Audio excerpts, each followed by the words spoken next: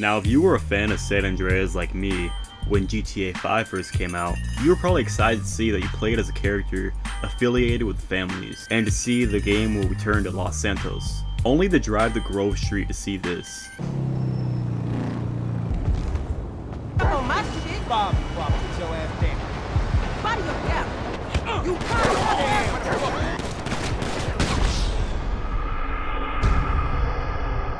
This is almost a middle finger to the fans of previous games. However, the events of San Andreas don't take place in the same universe as GTA 5, so allow me to explain in today's video on what happened to Grove Street families. As confirmed by Rockstar, the GTA series is divided into 3 universes, the 2D universe being GTA 1 and 2, the 3D universe with GTA 3, Vice City, San Andreas, GTA Advance, Liberty City Stories, and Vice City Stories, and the HD universe being GTA 4 along with its DLC, and Chinatown Wars, GTA 5, and now GTA 6. Rockstar divided the series into these universes so certain characters can never meet. So for example, Tommy Vercetti could never meet Trevor Phillips, since they're both from 2 different universes. Although I did make a theory video last year on what happened to the HD universe variation of CJ. I wanted to try to stick to Rockstar's confirmed continuity and focus on what happened to Grove Street families in the HD universe, that being GTA 5. So we don't know officially if there was a variation of CJ that existed in the HD universe. So for this video, we're going to assume there isn't one. So as confirmed by dialogue between Franklin and Lamar in the mission Hood Safari, Lamar brings up that Grove Street used to be family territory, and they both acknowledge the former set of the families, Grove Street families, as we know in San Andreas, or the 3D universe. Hey, you know Grove Street used to be family hood. Grove Street family? Man, long time ago. Man, what happened to them dudes? Shit, I don't know. Could be dead. Shit, or could be CEOs by now. Or probably living in some suburb somewhere driving SUVs and shit, you know, soccer moms and shit, coaching little league football team. Yeah, the suburban flight, huh? Probably so.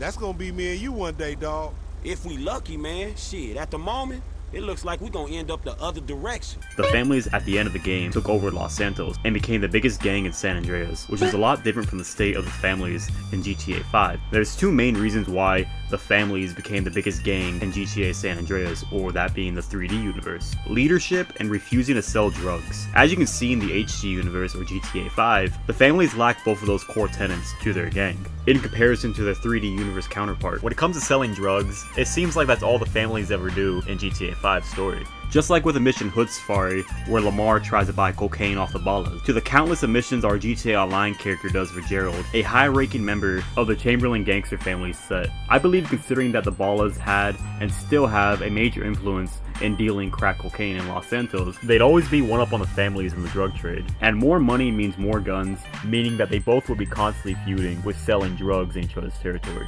And as for leadership in the families, there's only really 2 leaders, or OGs, that being Stretch and Vernon. Now with Stretch, he made peace with the Ballas while he was in prison, and even offered the Ballas to kill Lamar if it meant keeping the peace between the 2 gangs.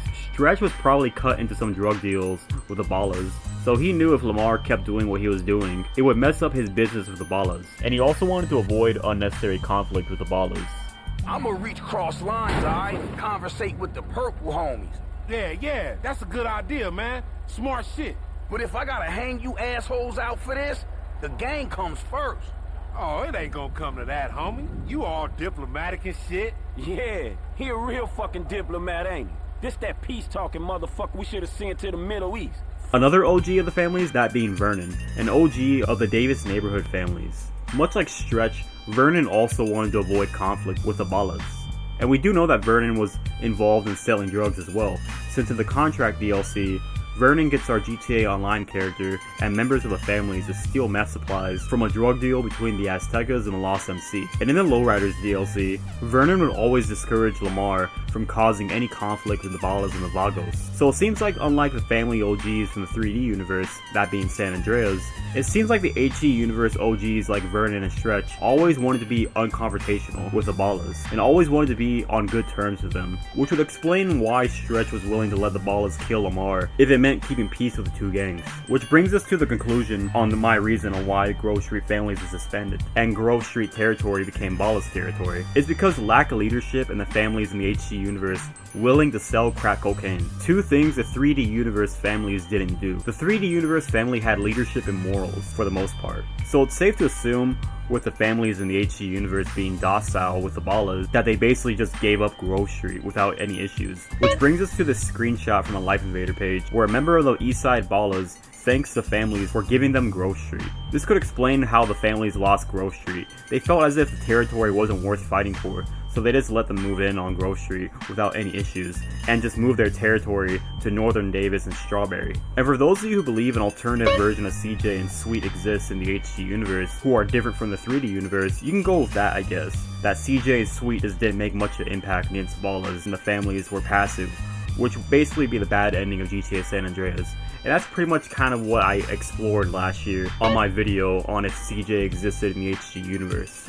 But that's pretty much my video on what I believe happened to Grove Street families in the GTA 5 HD universe continuity. Now, if you guys did enjoy this video, like and comment would be appreciated. Subscribe to the channel. Big thanks to Kid Cole, an editor of the GTA Wiki. He pointed out a few things that I didn't even realize about GTA. And big thanks to him. He really did help me out a lot in this video. And yeah, with all that out of the way, I'll see you guys in the next video. Take care, everybody.